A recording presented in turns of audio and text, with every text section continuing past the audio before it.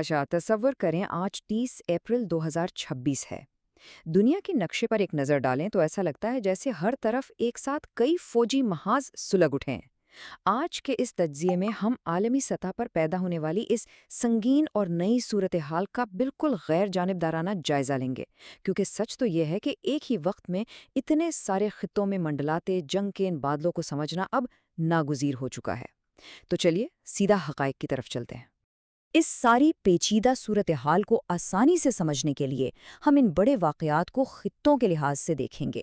America और Iran का खलीजी तनाव, नेटो के अंदरूनी इख्तलाफात, इसराइल और लेबनान की ड्रोन जंग, गज़ा फ्लोटीला का वाक़या और गज़ा की तेज़ी से बदलती सरहदें। इस तरह चीज़ों को समझना काफ़ी आसान हो जाएगा।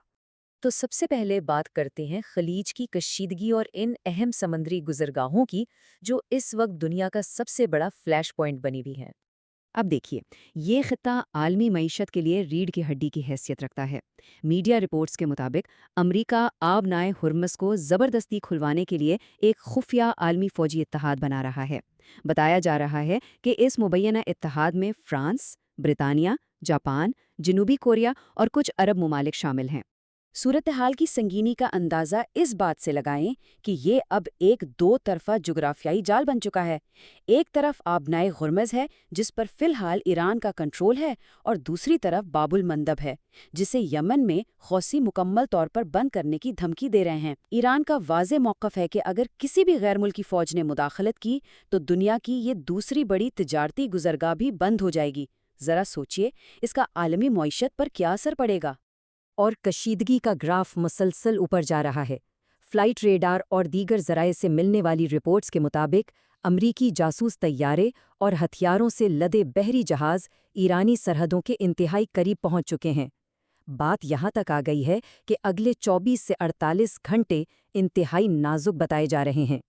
इन चंद घंटों में किसी भी वक्त हतमी फौजी कार्रवाई हो सकती है।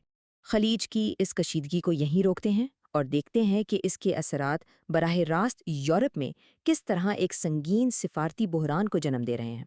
50,000 ये कोई मामूली हंदसा नहीं है। ये उन अमरीकी फौजियों की तादाद है जिन्हें सदर ट्रंप जर्मनी से निकालने की धमकी दे रहे हैं। याद रहे कि जर्मनी यूरोप में अमरीका और नेटो का सबसे बड़ा फौजी मरकज़ है। इतनी बड़ी तादाद में फौज निकालने की धमकी ये मगरबी इत्तेहादियों के दरमियान एक बहुत बड़ी दरार की निशानदेही करता है। और इस मामले में जो चीज़ सबसे ज़्यादा दिलचस्प है वो ये बयान है। जर्मन चांसलर फ्रेडरिक मर्ज से मंसूब ये जुमला कि अमेरिका ईरान जंग की दलदल में फंस चुका है, वाज़े तौर पर दिखाता है कि यूरोप इस वक्त अमेरिका की इस खलीजी मुहिम में शामिल होने से किस कदर हिचकिचा रहा है। वो इसे लफ्ज़ी तौर पर एक दलदल समझ रहे हैं। लेकिन आखिर इस हिचकिचाहट की वजह क्या है? इसके पीछे एक ठोस स्ट्रेटेजिक मंतिक है। फ्रांस, बरतानिया और जर्मनी जैसी यूरोपीय ताकतें यूक्रेन के महाज पर पहले ही रूस के साथ उलझी हुई हैं। उनका मानना है कि ईरान के खिलाफ कोई नया महाज खुलने का मतलब बलवास्ता तौर पर रूस और चीन को दावत देना है, और वो जाहिर है अपने मौजूदा तनाज़ात को मज़ीद फैलाना नहीं चाहते। चलिए अब नक्शे पर ज़रा मशरिक़ वस्ता की तरफ वापस आते हैं और बराह रास्त मैदान जंग का रुख करते हैं, यानी इसराइल और लबनान का शुमाली महज। इस वक्त यहाँ ज़मीनी सतह पर जो कुछ हो रहा है वो इंतहाई संगीन है। मुसलसल फ़ज़ाई हमलों के ज़रिए इसराइल ने जनूबी लबनान के इलाके लितानी को अमली तौर पर बाकी मुल्क से काट दिया है।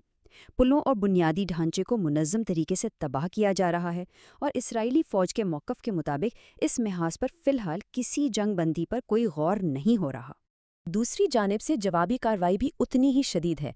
लिबनान की तरफ से आने वाले मुसलसल ड्रोन हमलों ने इसराइली अफ़वाज को काफ़ी टफ टाइम दिया है। रिपोर्ट्स के मुताबिक इन हमलों में इसराइल का इंतहाई जदीद हॉर्मुज़ 450 ड्रोन भी तबाह हो चुका है। तोपखाने की पोजीशंस को निशाना बनाया जा रहा है, जिसकी वजह से इसराइली फ़ौज की पेशकदमी रुक कर रह गई है। इस सब का आम शहरियों और मईशत पर क्या असर हो रहा है, इसका अंदाज़ा इसराइली मीडिया की इस रिपोर्ट से बखूबी लगाया जा सकता है।